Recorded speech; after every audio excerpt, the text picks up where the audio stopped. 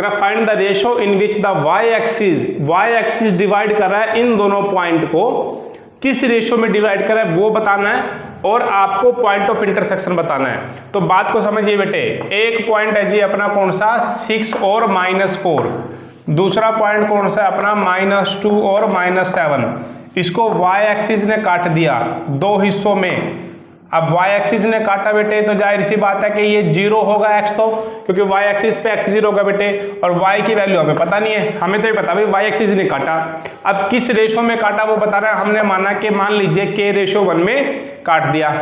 अब आपको section formula लगाना बेटे, सेक्शन फार्मूला, बात को समझना। सेक्शन फार्मूला क्या बोलता है कि ये जो मिडिल वैल्यू है 0, ये बराबर होगी किसके, सेक्शन फार्मूला देखो, -2 इंटू के -2k प्लस 1 इंटू 6, 1 इंटू 6 यानी कि 6 अपॉन k प्लस 1, समझ गए।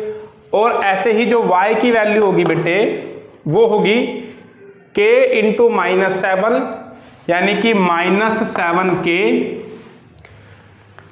प्लस 1 इंटू -4 यानी कि -4 अपॉन k प्लस 1। तो एक तो रेशो निकालना है, रेशो तो मेरा यहीं से निकल जाएगा बेटे।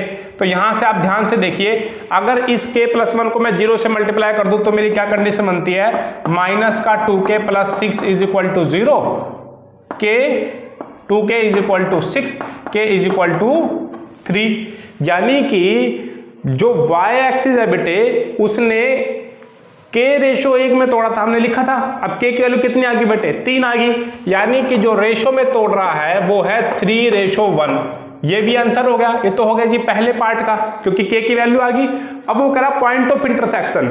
अब बेटे पॉइंट ऑफ इंटरसेक्शन को मान लीजिए, पॉइंट ऑफ इंटरसेक्शन तो फिर यही है, पॉइंट ऑफ इंटरसेक्शन तो यही है आपका x और y। अब x तो आपका 0 है बेटे, y की वैल्यू आपको निकालनी है। तो जो y की वैल्यू आपको निकालनी है, देखो बेटे कैसे निकालेंगे। तो बेटे जो k की वैल्यू अगर मैं यहाँ पर कर दूँ तो मेरे y की वैल्यू आ जाएगी, तो कितनी आ जाएगी, y is equal to -7k, k कितना बेटे अपना 3 -4 अपॉन 3 प्लस 1, 7 3 जा 21 -4/4, तो माइनस का कितना हो गया बेटे 25/4। तो जो आपका पॉइंट ऑफ इंटरसेक्शन था कितना था बेटे आपका 0y था ना, 0y। अब 0 तो 0 ही है, और y कितना है बेटे -25/4, -25/4, तो ये -25/4 ये आपके सेकंड का आंसर है, जिसमें कि आपको पॉइंट ऑफ इंटरसेक्शन आपको यहां से निकालना था। मुझे उम्मीद है बेटे आपको दोनों क्वेश्चन, दोनों एक ही क्वेश्चन के जो दोनों पार्ट है बेटे वो आपको समझ में आ गए होंगे। हम लोग अगले क्वेश्चन की तरफ बढ़ रहे हैं।